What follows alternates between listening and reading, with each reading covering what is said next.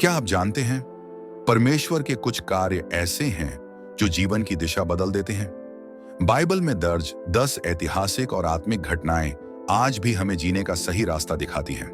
जब जीवन मुश्किल लगे, जब विश्वास डगमगाए, ये सत्य घटनाएं हमें आशा, शक्ति और उद्देश्य देती हैं। अगर आपने इन्हें नहीं जाना, तो आपने बाइबल का दिल नहीं जाना। ये केवल पन्नों पर लिखे शब्द नहीं हैं, ये परमेश्वर के जीवित कार्य हैं जो आज भी हमारे जीवन में बोलते हैं। ये घटनाएं हमें सिखाती हैं कि कैसे अंधकार में प्रकाश की ओर बढ़ा जाए, कैसे विश्वास बनाए रखा जाए जब सब कुछ खो जाए, और कैसे परमेश्वर की महिमा हर परिस्थिति में प्रकट होती है। आइए जानें वो 10 आत्मिक सत्य जो हर मसीही को न केवल जानने चाहिए बल्कि जीने चाहिए, क्योंकि यही हैं हमारे विश्वास की जड़ें और अनंत जीवन की राह। सभी चीजों की शुरुआत परमेश्वर से हुई। वो शून्य में बोला और प्रकाश हो गया। उसी ने आकाश को फैलाया, पृथ्वी को आकार दिया, समुद्रों को सीमाएं दी और तारे गिनाकर उनकी जगह तय की।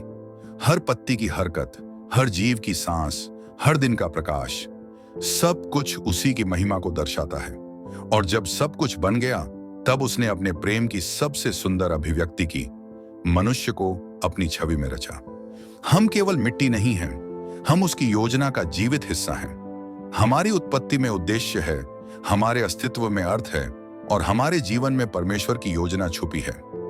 जब हम यह पहचानते हैं कि हम संयोग नहीं बल्कि एक ईश्वरीय उद्देश्य से रचे गए हैं, तब हम अपने जीवन को उसके प्रेम, उसकी शक्ति और उसकी महिमा के लिए जीने लगते हैं। उसने इस संसार को सुंदरता और व्यवस्था से भर दिया और मनुष्य को अपनी छवि में रचकर उसे उस सुंदरता का भागीदार बनाया। परमेश्वर ने आदम और हवा को एक ऐसा जीवन दिया जहां ना कोई कमी थी, ना कोई भय, सिर्फ उसकी संगति और प्रेम। लेकिन उस स्वतंत्रता के बीच एक आज्ञा भी थी, जो उनके प्रेम और आज्ञाकारिता की परीक्षा थी, और वहीं मनुष्य चूक गया। आदम और हवा ने परमेश्वर की आज्ञा को तोड़ा और उसी क्षण पाप संसार में प्रवेश कर गया। वह एक निर्णय जिसने केवल उनको नहीं बल्कि पूरे मानव जाति को मृत्यु और पीड़ा की ओर ढकेल दिया। परंतु इस दुखद क्षण में भी परमेश्वर ने खुद को केवल न्यायी नहीं बल्कि करुणामय भी प्रकट किया। उसने उन्हें दंडित किया, पर साथ ही उन्हें वस्त्र पहनाकर ढक भी दिया, जैसे कह रहा हो, तुमने मुझे छोड़ा लेकिन मैं तुम्हें अब भी प्रेम करता हूं। यह घटना हमें सिखाती है कि हम गिर सकते हैं, पर उसका अनुग्रह हमें उठाने को तैयार खड़ा है। पाप की गहराई में भी यदि हम पश्चाताप करें तो उसका प्रेम हमें कभी नहीं छोड़ता। मनुष्य पाप में गिरा, पर परमेश्वर ने उसे पूरी तरह छोड़ नहीं दिया। जहां एक ओर संसार पाप और अंधकार में डूबता गया, वहीं दूसरी ओर परमेश्वर ने उद्धार की योजना शुरू की, और उस योजना की पहली झलक हमें अब्राहम में दिखती है। अब्राहम एक ऐसा व्यक्ति जिसने उस परमेश्वर की आवाज पर विश्वास किया जिसे उसने कभी देखा नहीं था। परमेश्वर ने कहा, अपना देश, अपने संबंधी और अपने पिता का घर छोड़कर उस देश में चला जा जिसे मैं तुझे दिखाऊंगा। और अब्राहम चल पड़ा, बिना नक्शे, बिना मंजिल देखे, सिर्फ वादे पर भरोसा करके। जब रास्ते में बंजर जमीन थी, जब सालों तक संतान न मिली, जब उम्र ढल चुकी थी और शरीर थक चुका था, तब भी वह डगमगाया नहीं, क्योंकि उसका विश्वास परिस्थितियों में नहीं बल्कि वचन देने वाले परमेश्वर में था। अब्राहम का जीवन हमें यही सिखाता है कि जब हमें परमेश्वर की योजना समझ नहीं आती, जब हमारे सवालों के जवाब नहीं मिलते, तब भी हमें उसके चरित्र और उसके वादे पर भरोसा रखना है। उद्धार की जो आशा आदम के पतन के समय बोई गई थी, अब अब्राहम के विश्वास में अंकुरित हो रही थी। अब्राहम ने विश्वास के बीज बोए और परमेश्वर ने उस वादे को पीढ़ियों में बढ़ाया। अब्राहम के वंशज बढ़े और समय के साथ वे मिस्र में एक बड़ी जाति बन गए। पर जैसे जैसे उनकी संख्या बढ़ी, वैसे वैसे उन पर अत्याचार भी बढ़ता गया। वे अब स्वतंत्र नहीं थे, वे फिर से बंधनों में थे। लेकिन परमेश्वर अपने वादों को नहीं भूलता। जब उनका कराहना स्वर्ग तक पहुंचा, तब परमेश्वर ने एक दास के घर में जन्मे बालक को चुना, मूसा, जिसे जल से बचाया गया, मरुभूमि में तैयार किया गया और फिर उसी मिस्र में भेजा गया जहां से वह भागा था। मूसा सिर्फ एक नेता नहीं था, वह परमेश्वर का उपकरण था, जो लोगों को सिर्फ गुलामी से नहीं बल्कि भय, शोषण और असहायता की जंजीरों से छुड़ाने आया था। इजरायली लोग लाल समुद्र के किनारे खड़े थे, पीछे सेना, आगे पानी, लेकिन परमेश्वर ने रास्ता वहीं बनाया जहां रास्ता नहीं था। इस अद्भुत छुटकारे में केवल एक देश की मुक्ति नहीं थी, बल्कि हमारे आत्मिक छुटकारे की परछाई थी। मूसा की अगुवाई में इस्राएल मिस्र से निकला और इस सच्चाई की ओर संकेत किया कि जब हम पाप की दास्ता में होते हैं तो मसीह ही वह सच्चा मुक्तिदाता है जो हमें अंधकार से निकालकर प्रकाश में लाता है। परमेश्वर ने मूसा के द्वारा अपने लोगों को मिस्र की दास्ता से छुड़ाया और फिर एक लंबा समय बीता। उनकी यात्रा जंगलों से होकर वायदे के देश तक पहुंची, पर हर नई पीढ़ी के सामने नई चुनौतियां थीं और परमेश्वर हर बार एक नया सेवक उठाता रहा। इसी क्रम में एक समय ऐसा आया जब इस्राएल एक भयावह युद्ध के बीच था। शत्रु सामने खड़े थे और उनके बीच खड़ा था एक दैत्याकार योद्धा, गोलियत। और तब परमेश्वर ने फिर से एक ऐसे व्यक्ति को उठाया जिसे कोई योद्धा नहीं समझता था। एक चरवाहा लड़का जिसका नाम था दाऊद। उसके पास न तलवार थी, न कवच, न कोई सेना, लेकिन उसके भीतर था वो विश्वास जो पहाड़ों को हिला सकता था। उसने कहा, मैं सेनाओं के यहोवा के नाम पर आता हूं। उसने 5 पत्थर उठाए, लेकिन उसे एक ही चाहिए था, क्योंकि जीत उसके हाथ में नहीं, परमेश्वर के वचन में थी। दाऊद की यह विजय हमें सिखाती है कि जब हम परमेश्वर पर निर्भर होते हैं, तब कोई भी समस्या, चाहे वो कितनी भी बड़ी क्यों ना लगे, हमारे परमेश्वर से बड़ी नहीं होती। यह सिर्फ एक युद्ध की जीत नहीं थी, यह उस विश्वास की जीत थी जो परमेश्वर के छुटकारे को हर पीढ़ी में जीवित रखता है।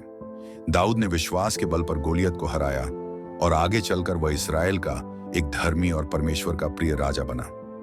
पर फिर समय बीतता गया, राजाओं का युग आया और गया, और धीरे धीरे इस्राएल फिर से अधर्मी मार्गों की ओर मुड़ने लगा। परमेश्वर की प्रतिज्ञा अब एक नई आशा की ओर इशारा कर रही थी, एक राजा की नहीं, एक उद्धारकर्ता की, जो न केवल इस्राएल के लिए बल्कि पूरी मानव जाति के लिए आएगा। और समय पूरा हुआ। प्रभु यीशु मसीह इस धरती पर आए, न राजसी वस्त्रों में, न तलवार के साथ, बल्कि नम्रता और प्रेम के साथ। उन्होंने केवल चमत्कार नहीं किए, बल्कि दिलों को बदला। और एक दिन एक दृष्टांत के जरिए लोगों को एक ऐसा पाठ सिखाया जो आज भी हमारे समाज, हमारी सोच और हमारे विश्वास के लिए जरूरी है। उन्होंने पूछा, पड़ोसी कौन है? और फिर सुनाई अच्छे सामरी की कहानी, जहां एक घायल व्यक्ति को देखकर एक धर्मगुरु और एक लेवी तो निकल गए, लेकिन एक सामरी जो जाति और धर्म की दृष्टि से तिरस्कृत था, उसने रुककर उस व्यक्ति की सेवा की। यीशु ने बताया कि सच्चा पड़ोसी वह है जो जरूरतमंद के लिए रुकता है, मदद करता है, प्रेम दिखाता है, चाहे उसकी पहचान कुछ भी हो। इस दृष्टांत के माध्यम से यीशु ने स्पष्ट किया कि मसीही जीवन सिर्फ धर्म के ज्ञान में नहीं, बल्कि प्रेम के व्यवहार में है। जो प्रेम हम प्रभु से पाते हैं, वह हमारे हाथों और कार्यों के द्वारा दूसरों तक पहुंचना चाहिए। यही सच्चा विश्वास है और यही परमेश्वर की इच्छा। जब यीशु ने अच्छे सामरी की दृष्टांत सुनाई, तो लोगों को यह समझ में आने लगा कि परमेश्वर का राज्य केवल कर्म कांडों या धार्मिक दिखावे में नहीं है, बल्कि उस सच्चे प्रेम और करुणा में है जो हर सीमा को तोड़ता है। लेकिन प्रभु यीशु ने सिर्फ दृष्टांतों से नहीं सिखाया, उन्होंने अपने जीवन, अपने शब्दों और अपने उपदेशों के माध्यम से हमें एक नया जीवन जीने की दिशा दी। गलील के एक पहाड़ पर जब भीड़ उनके चारों ओर बैठी थी, तब उन्होंने वह उपदेश दिया जो आज भी पूरी दुनिया को बदलने की सामर्थ्य रखता है। पहाड़ी उपदेश।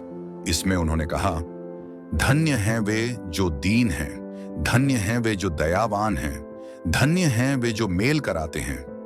यह उपदेश सिर्फ शब्द नहीं थे, ये हृदय की गहराई से निकलने वाली वो ज्योति थी जो मनुष्यों के बाहरी व्यवहार नहीं, बल्कि अंदर की सच्चाई और पवित्रता पर जोर देती है।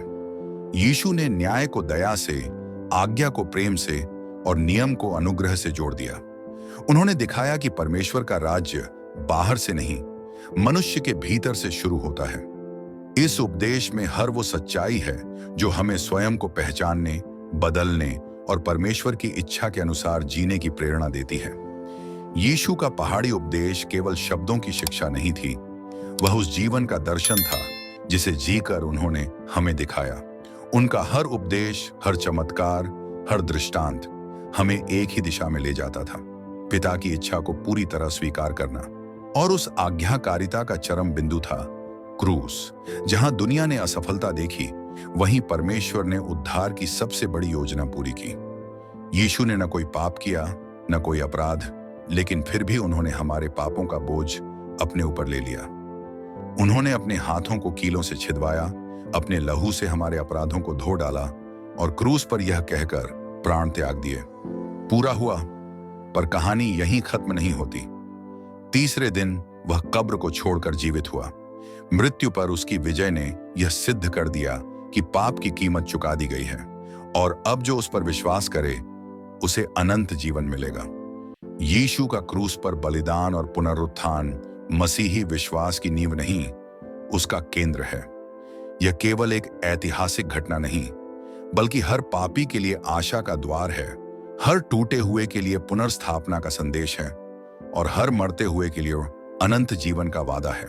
यीशु का क्रूस पर बलिदान और तीसरे दिन पुनर्जीवन केवल पाप की सजा का अंत नहीं था, वह एक नई यात्रा की शुरुआत थी। अब उसका कार्य केवल उसके हाथों में नहीं था, अब वह जिम्मेदारी सौंप दी गई थी चेलों को और उनके माध्यम से हमें। पुनरुत्थान के बाद जब यीशु अपने चेलों से मिला तो उसने केवल यह नहीं कहा कि मैं जी उठा, बल्कि उसने कहा, अब तुम जाओ और सब जातियों को मेरा चेला बनाओ, उन्हें बपतिस्मा दो और उन्हें वो सब सिखाओ जो मैंने तुम्हें सिखाया है। यह आज्ञा सिर्फ उन 12 लोगों के लिए नहीं थी, यह हर उस व्यक्ति के लिए है जिसने यीशु के प्रेम को जाना है, जिसने उसकी क्षमा को अनुभव किया है और जिसने उसकी कृपा से नया जीवन पाया है। हम सबको यह बुलाहट मिली है, एक संदेश को लेकर चलने की बुलाहट, जो मृत्यु को जीवन में बदल सकता है, अंधकार को प्रकाश में और पापी को पुत्र बना सकता है। इसलिए मसीही जीवन सिर्फ एक व्यक्तिगत यात्रा नहीं, यह एक मिशन है, एक जिम्मेदारी है जिसे हमें पूरे संसार तक पहुंचाना है। यीशु ने जब अपने चेलों को संसार में भेजा तो उसने उन्हें केवल उपदेश देने के लिए नहीं, बल्कि उस सच्चाई को जीने और बांटने के लिए भेजा जो उन्होंने उसके जीवन, मृत्यु और पुनरुत्थान में देखी थी। वह महान आज्ञा आज भी जीवित है और जब हम इसे अपने जीवन में अपनाते हैं तो हम केवल दूसरों को नहीं बदलते, बल्कि खुद भी रूपांतरित होते हैं। ये आत्मिक सत्य जो हमने देखे, ये सिर्फ इतिहास की घटनाएं नहीं हैं, ये वो जीवित उदाहरण हैं जो हमारे दैनिक जीवन की हर स्थिति में मार्गदर्शन करते हैं। जब हम अब्राहम की तरह विश्वास रखते हैं, मूसा की तरह आगे बढ़ते हैं, दाऊद की तरह निर्भय होते हैं और यीशु की तरह प्रेम करते हैं, तब हम न केवल मसीह को जानते हैं बल्कि उसे जीने लगते हैं। बाइबल केवल एक पुस्तक नहीं है, यह परमेश्वर का जीवित वचन है। यह वह प्रकाश है जो अंधकार में रास्ता दिखाता है, वह सत्य है जो हमें स्वतंत्र करता है और वह प्रेम है जो हमें नया जीवन देता है।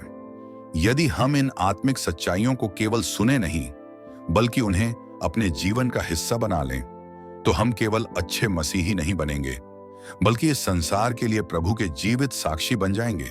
इन आत्मिक सच्चाइयों को सुनना एक आशीष है, लेकिन उन्हें जीना वो है सच्चा परिवर्तन। बाइबल हमें सिर्फ बताती नहीं कि हम क्या करें, वो हमारे दिलों को बदलती है, हमारी सोच को नया बनाती है और हमारे जीवन को अर्थ देती है। अब सवाल यह नहीं है कि आपने क्या सुना, बल्कि यह है कि अब आप क्या करेंगे। क्या आप उस परमेश्वर पर विश्वास करेंगे जिसने सृष्टि रची, पाप से छुड़ाया और क्रूस पर अपने प्राण दिए? क्या आप उस प्रेम को दूसरों तक पहुंचाएंगे जो आपको मिला है? अगर हां, तो यह वीडियो सिर्फ आपके लिए नहीं, औरों के लिए भी एक आशीष बन सकता है। तो इसे अभी लाइक करें, उन लोगों के साथ शेयर करें जिन्हें इस प्रकाश की जरूरत है और नीचे कमेंट में बताइए कौन सी बाइबल की सच्चाई ने आज आपके दिल को छू लिया।